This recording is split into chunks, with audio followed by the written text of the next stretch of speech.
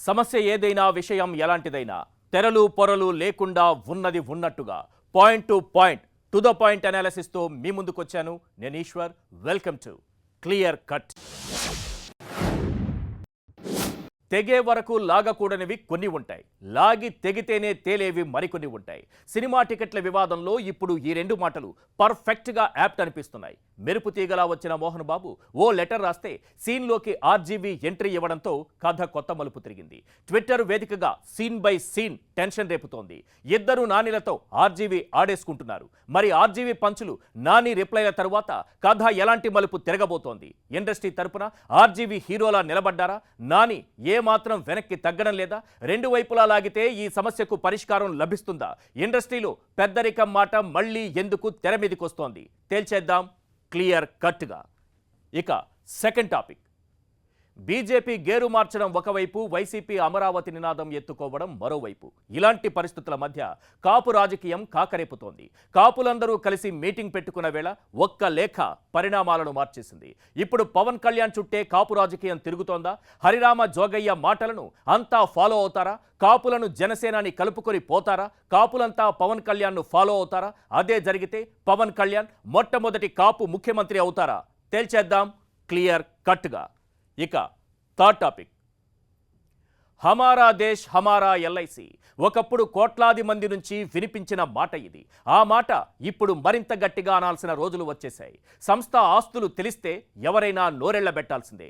6 దశాబ్దాలకు పైగా చరిత్ర ఉన్న ఎల్ఐసి అరుదైన రికార్డులు సాధిస్తోంది. ప్రపంచ దేశాలే నివ్వెరపోయే ఆ లెక్కలేంటి? ఇలాంటి ఆస్తులున్న ఎల్ఐసి ఐపీఓకు వెళ్లడం ద్వారా ఏం జరగబోతోంది? తేల్చేద్దాం క్లియర్ కట్గా. ఇక first topic, all the world's a stage అంటే ప్రపంచం అన్నది ఓ రంగస్థలం. షేక్స్పియర్ చెప్పిన మాటలివి. జీవితమనే ఈ రంగస్థలంలో ఎవరి పాత్ర వాళ్ళు పోషించి వెళ్ళిపోతారు. వెళ్ళిపోవాలని అర్థం. సృష్టి ధర్మం కూడా ఇదే. ఇప్పుడు ఇదంతా ఎందుకు అనుకుంటున్నారా? ఎవరి పాత్రలు వాళ్ళు సక్రమంగా పోషిస్తే ముందుకు సాగడమే ఉంటుంది. అయితే ఎందుకో ఏపీలో సినిమా టికెట్ల వ్యవహారానికి సంబంధించి అది జరగడం లేదు. ఎవరో ఒకరు గొంతెత్తడం, ఆ తరువాత కాస్త హడావుడి జరగడం, ఇంకొకరు మళ్లీ గొంతెత్తే వరకు సైలెంట్గా ఉండడం. పవన్ కళ్యాణ్ నుంచి నాని వరకు ప్రతిసారి ఈ విషయంలో జరిగింది ఇదే. అసలు ఈ సమస్యకు పరిష్కారం ఉంటుందా లేదా అనుకుంటున్న సమయంలో ఎండాకాలంలో వానల, ఉరుములేని పిడుగుల, ఒక్క మాటలో చెప్పాలంటే మంత్రి గారింట్లో కరెంట్ కట్ల సడన్గా తెర మీదకి వచ్చేశాడు ఆర్జీవీ. వచ్చి ఊరుకున్నారా అంటే త్రివిక్రమ్ స్టైల్లో చెప్పాలంటే రండి నా ప్రశ్నలకు సమాధానం చెప్పండి అన్నట్టుగా ఏపీ సర్కారు మీద ప్రశ్నలు సంధిస్తున్నారు. వర్మ వార్లోకి దిగితే ఆ ఇంపాక్ట్ ఎలా ఉంటుందో పక్కాగా తెలుస్తోంది ఇప్పుడు. అయితే మంత్రి పేర్ని నాని కూడా ఇదే స్థాయిలో రియాక్ట్ కావడంతో సీన్ మరింత ఇంట్రెస్టింగ్గా మారింది. టికెట్ల కథపై పట్టు బిగిసింది. ఇప్పటిదాకా వైసీపీకి అనుకూలంగా కనిపించిన వర్మ ఇప్పుడు ఎందుకు ఇలా మారిపోయారు? ఆర్జీవీ పంచులు, మంత్రి నాని రిప్లైలు, మళ్లీ వర్మ సెటైర్లు. ఇది ఎక్కడికి దారితీసే అవకాశం ఉంది? ఆర్జీవీ ప్రశ్నల్లో ఉన్న పట్టు ఎంత? లాజిక్ పాయింట్ లాగి మరీ వదులుతున్నారా? పెద్ద స్టార్లు సైలెంట్ గా ఉన్న వేళ ఆర్జీవీ లొకేషన్ లోకి ఎంటర్ అయ్యారా? తన మార్కు స్క్రీన్ ప్లేతో సర్కార్ను ఇరుకున పెడుతున్నారా? ఏ డైలాగ్తో కథను ఎలాంటి మలుపు తిప్పొచ్చో ఆర్జీవీకి బాగా తెలుసా? ఇది సాగతీత, వివాదానికి కోత. ఏం జరగబోతోంది? కొన్నింటిని తెగే వరకు లాగకూడదు, తెగితే కానీ కుదరదు అనుకుంటే లాగకుండా ఊరుకోలేం. ఇప్పుడు ఈ రెండు మాటలు టికెట్ వివాదానికి పక్కాగా సరిపోతాయనిపిస్తోంది. సినిమాలపై ఏమాత్రం అవగాహన ఉన్నా ఇప్పుడు జరుగుతున్న సీన్ చూస్తే వీళ్లు తెగడానికే లాగుతున్నట్టుగా ఉంది. ఏపీలో సినిమా టికెట్ల వివాదం ఇప్పటిది కాదు, 3 నెలల నుంచి సాగుతూనే ఉంది. పవన్ ఓ మాట అనడం, ఆ తర్వాత మంత్రులు రియాక్ట్ కావడం, ఆ తర్వాత మళ్లీ నాని కిరాణా కొట్టు వ్యాఖ్యలు చేయటం, సర్కారు ఫైర్ కావడం, ఎవరూ మాట్లాడొద్దని నిర్మాతలు అనడం, ప్రభుత్వం ఓ కమిటీని నియమించడం, ఇవన్నీ జరుగుతుండగానే సీన్లోకి సడన్ స్టార్ల ఆర్జీవీ ఎంటర్ అయ్యారు. ఇప్పుడు తానే సెంటర్ అయ్యారు. పరిష్కారం చెప్పట్లేదు కానీ ప్రశ్నలు మాత్రం యమ షార్ప్గా సంధించారు. మీడియా, సోషల్ మీడియా వేదికగా ఏపీ ప్రభుత్వాన్ని, మంత్రి పేర్ని నానిని తనదైన శైలిలో ప్రశ్నించారు. ఐస్ క్రీమ్ సినిమా తీసినంత ఈజీగా ఏపీ ప్రభుత్వానికి 10 ప్రశ్నలతో ఓ వీడియో రిలీజ్ చేశారు. ఆర్జీవీ ప్రశ్నలకు మంత్రి పేర్ని నాని స్పందించారు. వర్మ ట్వీట్లను జత చేస్తూ ఆయన శైలిలోనే గౌరవనీయులైన రామ్ గోపాల్ వర్మ గారు అంటూ కౌంటర్ అటాక్ చేశారు. ఆ తరువాత వర్మ మళ్లీ రీట్వీట్ చేశారు. ఇంతకీ ఇద్దరి మధ్య ఎలాంటి ట్వీట్లు పేలాయో టాప్ ట్వీట్లను షార్ప్గా స్క్రీన్ మీద ఒక్కసారి మనం చూద్దాం. నాని రిప్లై అంటే అంతకుముందు ఆర్జీవి ప్రశ్నలకు రిప్లై కనిపిస్తోంది. నాని రిప్లై తర్వాత ఆర్జీవి మళ్ళీ పంచ్ డైలాగులు పేల్చారు.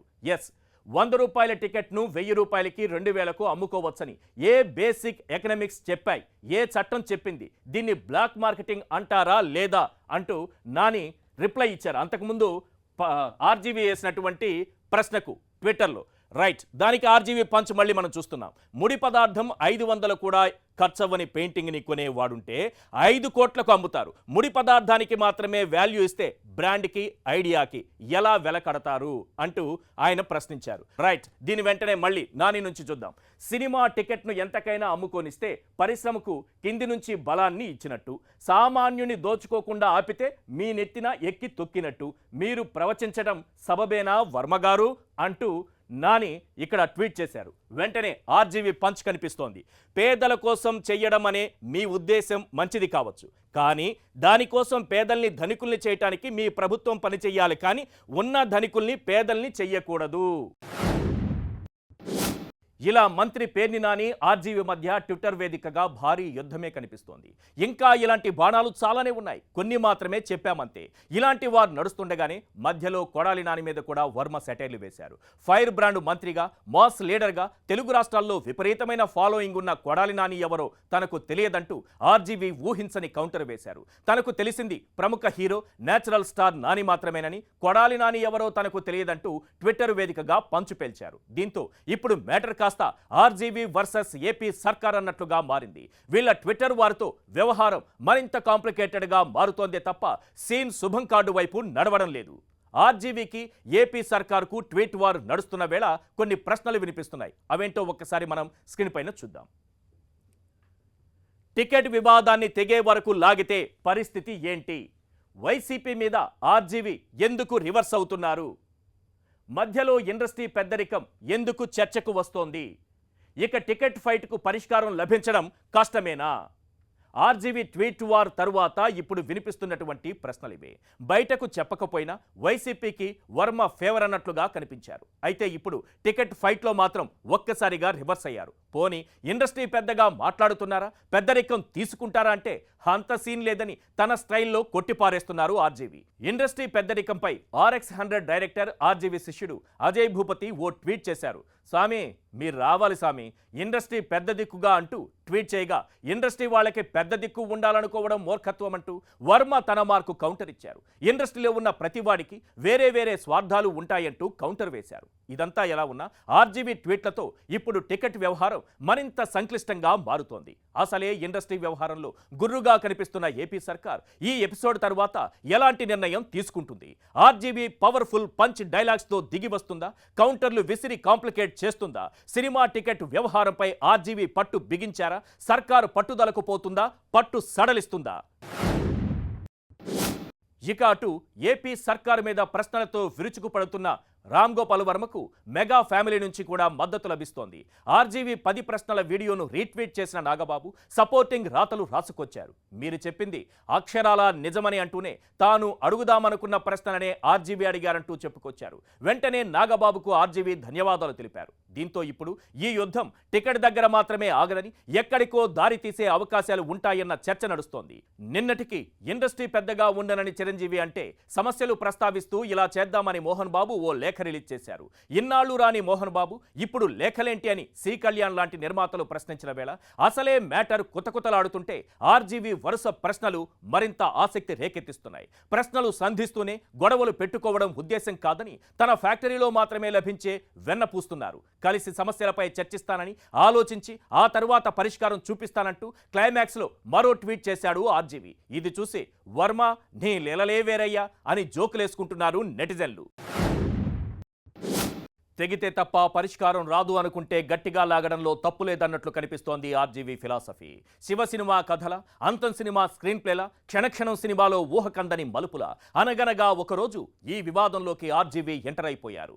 ఆయన చేతిలోని వోడ్కా బాటిల్ మీద ఒట్టు, సినిమా ఫంక్షన్లో ఒకరు, ప్రమోషన్లో ఒకరు, కెమెరాకు అవతల ఒకరు, ముసుగులో మరొకరు, ఇలా ఎవరికి వారు గుసగుసలాడుకుంటున్నటువంటి విషయాన్ని కాలర్ పట్టుకుని లాక్కొచ్చి నడి రోడ్డులో నిలబెట్టారు ఆర్జీవి. ఇది మాత్రం క్లియర్ కట్.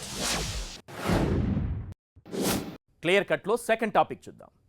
50 లక్షల మంది ఓటర్లు, 60 నియోజకవర్గాల్లో గెలుపోటములను ప్రభావితం చేసే సామర్థ్యం. ఏపీలో కాపులు ఎంత కీలకమో చెప్పడానికి ఈ 2 లెక్కలు చాలు. నేతల రాతలను, పార్టీల తలరాతను మార్చేయగలరు కాపులు. అలాంటిది ఏకాభిప్రాయం కోసం జరిగిన హైదరాబాదు మీటింగ్ తర్వాత కాపుల మధ్య భిన్నాభిప్రాయాలు వ్యక్తమవుతున్నాయా అన్న ప్రశ్న వినిపిస్తోంది. నిజానికి కాపులకు రాజ్యాధికారం దక్కాలనే డిమాండ్ ఎప్పటి నుంచో వినిపిస్తోంది. ఇదే విషయమై ఇప్పటికే కాపుల్లోని ప్రముఖులతో చాలా సమావేశాలే జరిగాయి. అయితే సమావేశాలు సమావేశాల్లాగే మిగిలిపోయాయి. చాలా కాలం తర్వాత మళ్ళీ ఇప్పుడు కాపు ప్రముఖుల మధ్య మీటింగులు, మాటలు మొదలయ్యాయి. సమావేశాలు సరే, వారందరినీ ఒక్కతాటిపైకి తీసుకొచ్చే నాయకుడు ఎవరు? కాపులలో భరోసా నింపే లీడర్ ఎవరు? ఇక్కడే అందరిలోనూ ఆసక్తి మొదలైంది. ఇలాంటి పరిణామాల మధ్య సీనియర్ పొలిటీషియన్ హరిరామ జోగయ్య మాటలు మరింత హాట్ టాపిక్ అవుతున్నాయి. దీంతో ఒక్కసారిగా కాపు రాజకీయమంతా పవన్ చుట్టూ తిరగడం మొదలైంది. హైదరాబాద్ మీటింగ్ గురించి ప్రస్తావిస్తూ పవన్ కళ్యాణ్కు మద్దతుగా నిలవాల్సిన అవసరాన్ని ఆయన గుర్తు చేశారు. ఎవరికి వారు వేదికలు తయారు చేసుకుంటే కాపులలో చీలిక తప్పదా? అందరూ ఒకే వేదికపైకి రావాల్సిన అవసరం ఉందా? కాపులందరినీ ఏకతాటిపైకి తీసుకొచ్చే సత్తా ఉన్నది ఎవరికి? ఎవరి నాయకత్వాన్ని కాపులు విశ్వసిస్తారు? పవన్ కళ్యాణ్ ఒక్కరే బెస్ట్ ఆప్షన్ గా మారారా? కాపులంతా పవన్ వైపే చూస్తున్నారా? పవన్ అవసరం ఇప్పుడు తెలిసొచ్చిందా? అందరినీ కలుపుకుపోవడంలో జనసేనాని సక్సెస్ అవుతారా? కాపులంతా సంఘటితమైతే పవర్ స్టార్ మొదటి కాపు సీఎం అవుతారా? ఏపీలో కాపు రాజకీయం పక్కాగా మొదలైంది. మొన్నటికి మొన్న గంటా వ్యాఖ్యలు చేయడం, ఆ తర్వాత వంగవీటి రాధ యాక్టివ్ కావడం, ఈ ఇద్దరు కలిసి మరికొందరు కాపు నేతలతో హైదరాబాద్లో సమావేశం కావడం చకచకా జరిగిపోయాయి. ఇదే సమయంలో ముద్రగడ పద్మనాభం కాపు పాలిటిక్స్లో యాక్టివ్ అయ్యారు. ఐక్యవేదిక తయారు చేసే పనిలో బిజీగా ఉన్నారు. అయితే మాజీ మంత్రి కాపు నేత హరిరామ జోగయ్య ఇందులోకి ఎంట్రీ ఇచ్చారు. జనసేన అధినేత పవన్ కళ్యాణ్ ఉండగా కాపులకు మరో పార్టీ ఎందుకని అంటున్నారు. కాపులకు రాజ్యాధికారం అన్నది ఎప్పటి నుంచో జరుగుతున్న చర్చ. అయితే కాపులు ప్రత్యేకంగా వేదిక ఏర్పాటు చేయటం వల్ల, పార్టీ పెట్టడం వల్ల అది సాధ్యం కాదని హరిరామ జోగయ్య అంటున్నారు. హైదరాబాద్లో కాపుల సమావేశానికి హాజరైన వారిలో జేడి లక్ష్మీనారాయణ, కన్నా లక్ష్మీనారాయణ, గంటా శ్రీనివాసరావు, వంగవీటి రాధా వంటి కొందరికి తప్ప ఎవ్వరికీ పెద్దగా జనాల్లో ఫాలోయింగ్ లేదు. అలాంటప్పుడు పార్టీ పెడితే కాపు ఓట్లు చేరడం తప్ప లాభం లేదని అంటున్నారు. పవన్ కళ్యాణ్ జనసేన ఉండగా కొత్త పార్టీ అవసరం లేదని చెబుతున్నారు. కాపులతో పాటు బీసీ, ఎస్సీ, ఎస్టీ, మైనారిటీలు మద్దతుగా నిలిస్తే పవన్ కళ్యాణ్ మొట్టమొదటి కాపు సీఎం అయ్యే అవకాశాలు ఉంటాయని చెబుతున్నారు. కాపుల సమావేశం, హరిరామ జోగయ్య వ్యాఖ్యల తర్వాత ఇప్పుడు రాజకీయ వర్గాల్లో కొన్ని ప్రశ్నలు వినిపిస్తున్నాయి. అవేంటో ఒక్కసారి మనం స్క్రీన్ పైన చూద్దాం. కాపు రాజకీయం పవన్ చుట్టూ చేరుతోందా? మొట్టమొదటి కాపు సీఎం పవన్ అవుతారా? హరిరామ జోగయ్య అంచనాలు నిజమయ్యేనా? కాపులను, మిగతా వర్గాలను పవన్ ఏకం చేయగలరా?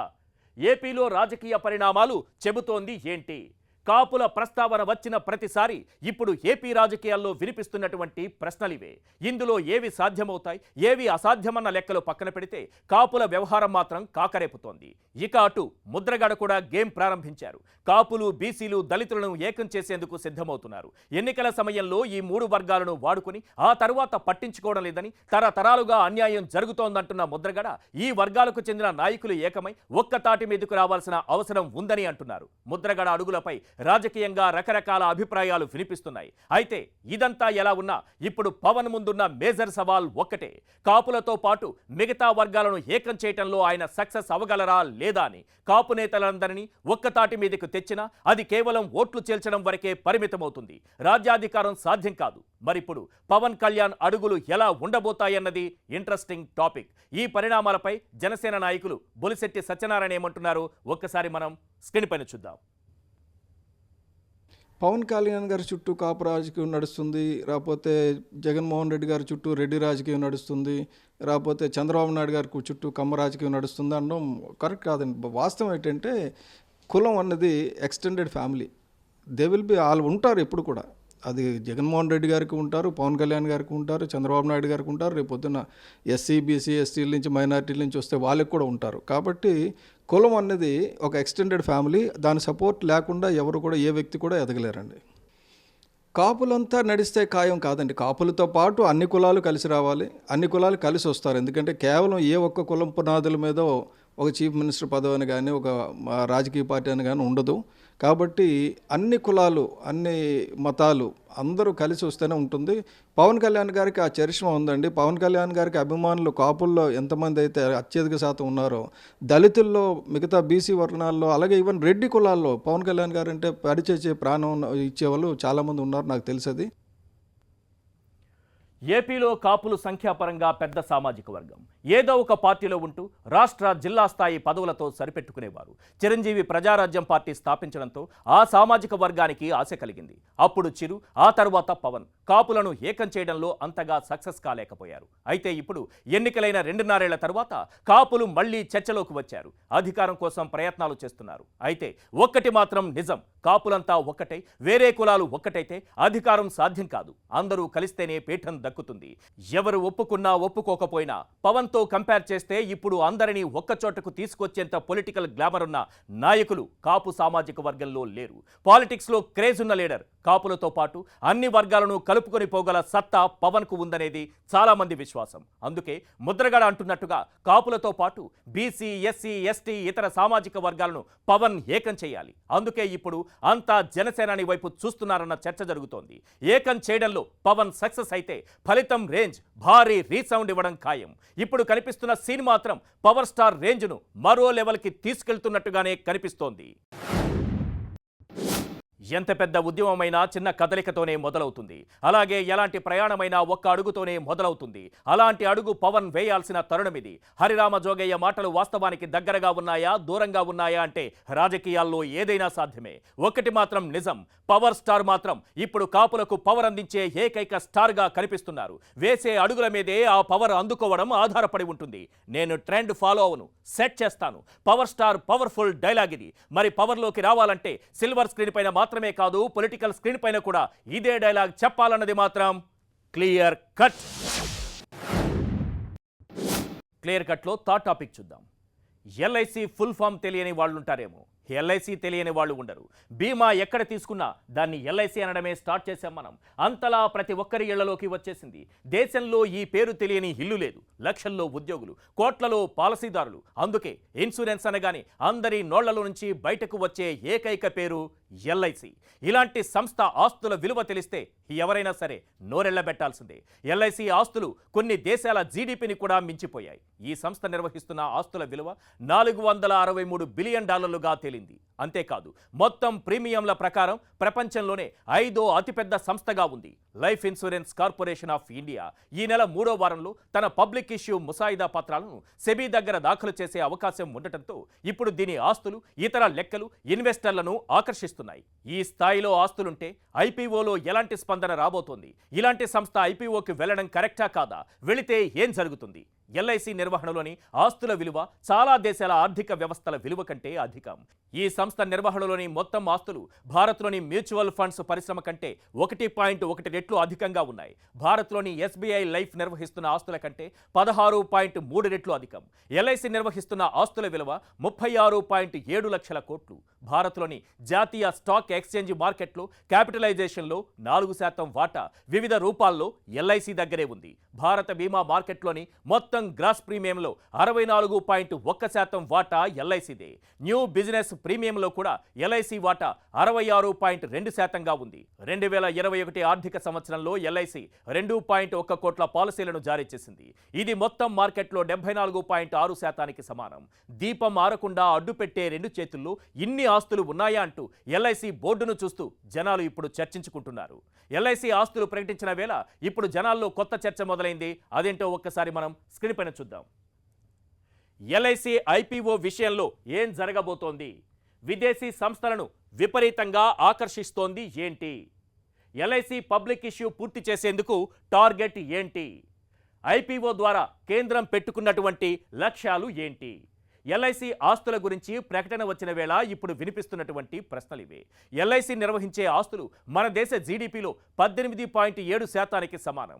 UAE, Bangladesh, Malaysia, Singapore, Hong Kong, దక్షిణాఫ్రికా, న్యూజిలాండ్, పాకిస్తాన్ దేశాల జీడీపీ కన్నా ఇది ఎక్కువ.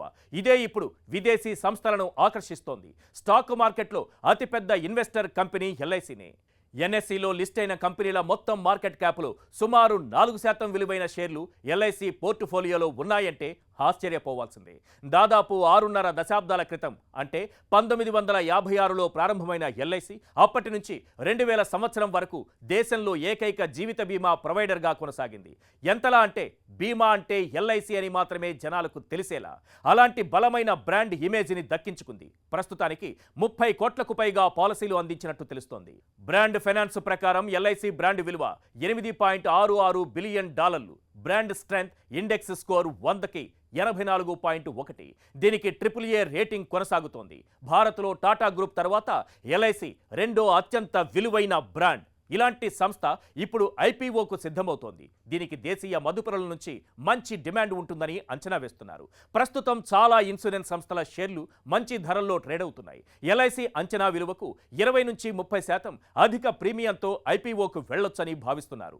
మార్కెట్లో ఎల్ఐసికి ఉన్న ఆదరణ దేశీయంగా 3/2 పైగా బిజినెస్ సొంతం చేసుకోవడం, పైగా ఇప్పటికే ఉన్న కోట్ల మంది ఖాతాదారులు సుదీర్ఘకాలం పాటు కొనసాగే అవకాశం ఉండటంతో ఎల్ఐసి ఐపీఓకు మంచి ఆదరణ దక్కుతుందని భావిస్తున్నారు. షేర్లలో పెట్టుబడుల ద్వారానే ఎల్ఐసికి గత ఆర్థిక సంవత్సరంలో 37,000 కోట్ల లాభాలు రావడం కూడా ఆకర్షణీయంగా కనిపిస్తోంది. ప్రస్తుతం ఎల్ఐసి తన లాభాల్లో 5% కేంద్రానికి చెల్లిస్తోంది. మిగిలిన దాన్ని పాలసీదారులకు అందిస్తోంది. షేర్ల అమ్మకం తర్వాత ఆ లాభాల్లో వాటా పెట్టుబడిదారులకు వెళుతుంది. 5 ఏళ్లలో 40% పైగా విక్రయించాలన్న కేంద్రం ఆలోచనగా కనిపిస్తోంది. మరి దీనిపై బిజినెస్ అనలిస్ట్ పాపారావు ఏమంటున్నారు ఒక్కసారి మనం స్క్రీన్ పైన చూద్దాం. ఎల్ఐసి వాటాల అమ్మకానికి ఈరోజు రంగమంతా సిద్ధమైంది. ఈ ఆర్థిక సంవత్సరం అంటే 2022 ఆర్థిక సంవత్సరం చివరి నాటికల్లా ఎల్ఐసి వాటాలని పబ్లిక్కి అంటే కొనుగోలుదారులకు అమ్మాలనే ప్రతిపాదన మీద వేగంగా చర్యలు జరుగుతున్నాయి. అంటే ఎల్ఐసిలో ఈరోజు పెద్ద ఎత్తున ప్రైవేట్ వాటా రాబోతుంది. నిజానికి ఎల్ఐసి సంస్థ గురించి మనకు తెలిసిందే. ఎల్ఐసి ఈ దేశంలోనే కాదు ప్రపంచంలోనే ఒక అతిపెద్ద సంస్థగా ఉంది. ముఖ్యంగా ఈ దేశంలో భారత ప్రభుత్వానికి ఆర్థిక వనరుగాను, రెండో పక్కన ప్రజలకి వినియోగదారులకు ఎవరైతే కస్టమర్లుగా ఉన్నారో ఎల్ఐసికి వాళ్ళ గొప్ప ఆపదలు ఆదుకునే ఇదిగాను ఉంది. అట్లాంటి సంస్థ ఈరోజు ప్రైవేట్ పరమయ్యే పరిస్థితులు వస్తున్నాయి. అయితే ఇక్కడ గమనించాల్సింది ఏంటంటే ఎల్ఐసి సంస్థకి సంబంధించినంతవరకు ఈ రోజు ఉన్నటువంటి ప్లస్లు చాలా చూసుకోవచ్చు. ఈ ఐపీఓపై దేశీయ మదుపరులతో పాటు విదేశీ సంస్థలు కూడా బాగా ఆసక్తి చూపుతున్నాయి. దీనికోసం Kotak Mahindra bank, Goldman socks group, JP Morgan change and company, ICICI securities వంటి 10 సంస్థలను లీడ్ బ్యాంకులుగా ప్రభుత్వం ఎంపిక చేసింది. ఈ లెక్కలన్నీ ఎలా ఉన్నా స్టాక్ మార్కెట్, ట్రేడింగ్, ఐపీఓ లాంటి పదాలతో పరిచయం లేని వ్యక్తి కూడా ఇప్పుడు గర్వంగా ఫీల్ అవుతున్నాడు. ఎల్ఐసి ఆస్తుల లెక్కలు చూసి పద్ధతికి, విధానమైన లెక్కలకు ఇది కదా సాక్ష్యమని మురిసిపోతున్నాడు. హమారా ఎల్ఐసి అంటూ గర్వంగా నినదిస్తున్నాడు. ఇది మాత్రం క్లియర్ కట్.